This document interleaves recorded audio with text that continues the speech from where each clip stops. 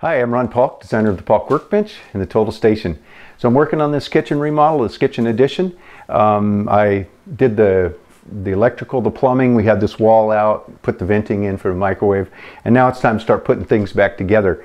So it's time to hang cabinets, and so I thought I'd take a couple of minutes and just give you a couple of pointers. It's not going to be a beginning to end. Some guys do it different than I, but the main thing is that whatever works if you got a system, and I'm just going to show you a few of the ways that I do it.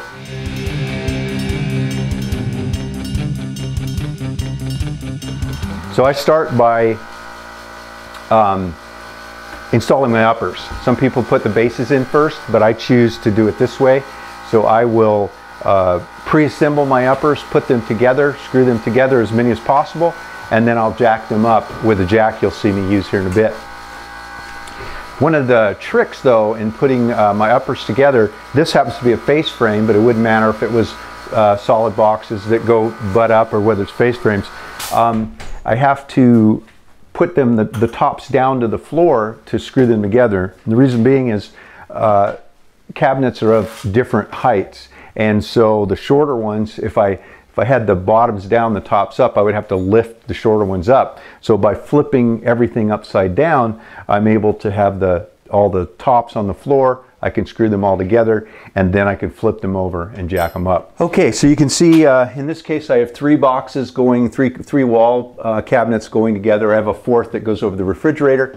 Because there's a panel that I'll have to put up beside these, I have to do that separate. I can't put the fourth one on. But I've done 8, 9, 10 cabinets together and jack them up and install them all together. So in this case, these are face frames. I don't do a lot of face frames these days, but you can see I have this pony clamp. It's a face frame clamp that just brings the face frames nice and tight together, and then also has a secondary front part of the clamp that pushes the face frames together this way, so it pulls them together and then also flushes them up. And I've already screwed these face frames together, just drilled with a taper bit countersink, and then installed, in this case, a 2.5 inch screw.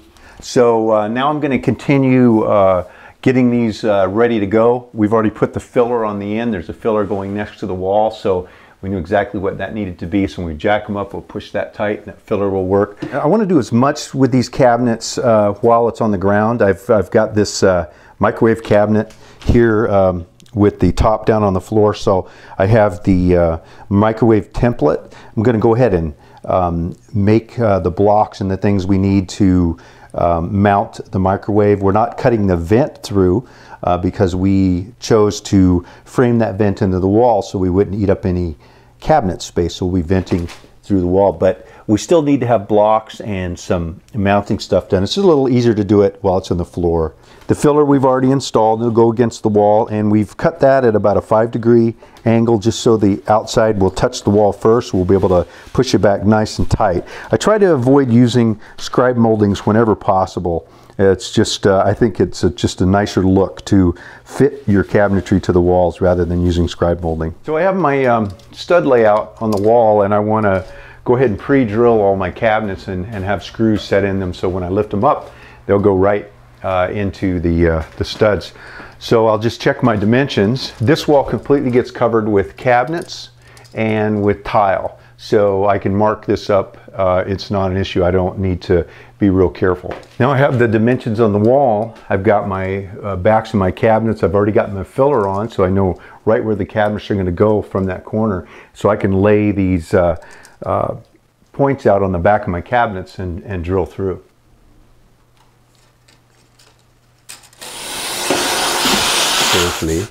Carefully. And then I'll usually come here.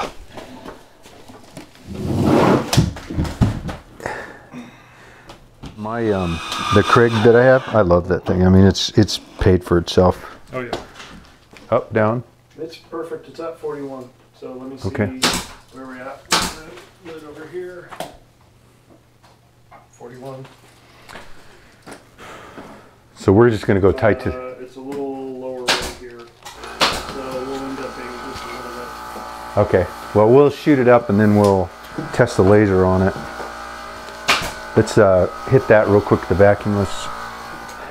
After we screw this to the wall, I'm done for tonight. I might rip some strips to put on the floor.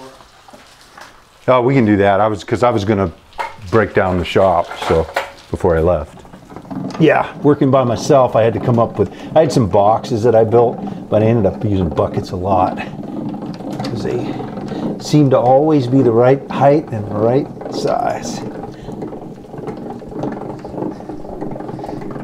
We'll see. I didn't measure to see if this would go up high enough.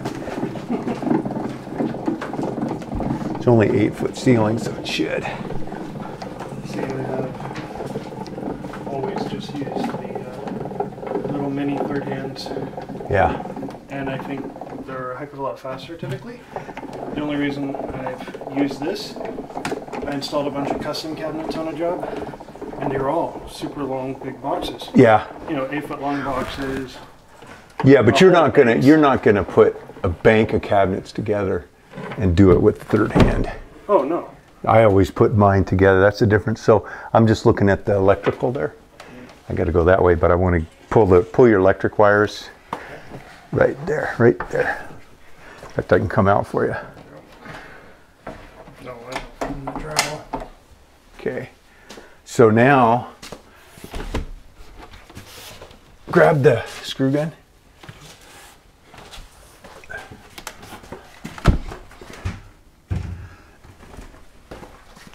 And a laser. And do you like the?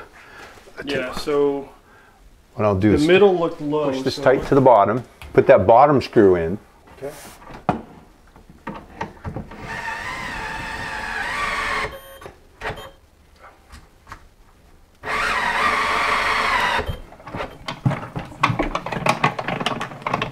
Because I always found I enjoyed finessing it rather than sitting there trying to struggle with it. And this thing allowed me to get underneath and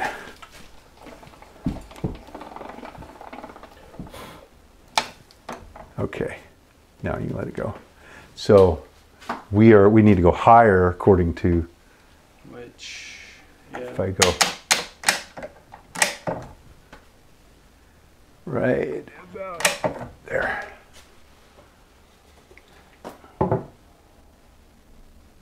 Is that out? Yeah, a little bit. So I got to kick the bottom towards you so I can pin the top. this still looks good.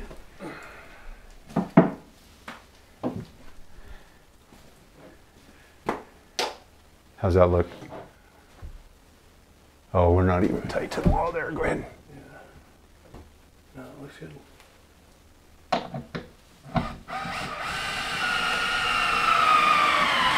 But this bottom is the one we have to drill. Yeah. So this one's one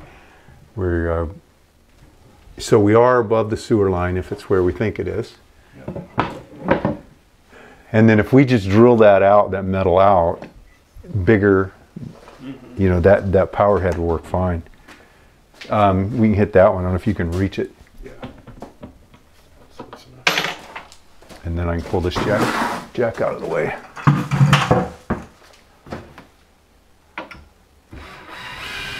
How's your electric? Did it show up okay? Did it line up pretty good? Yeah.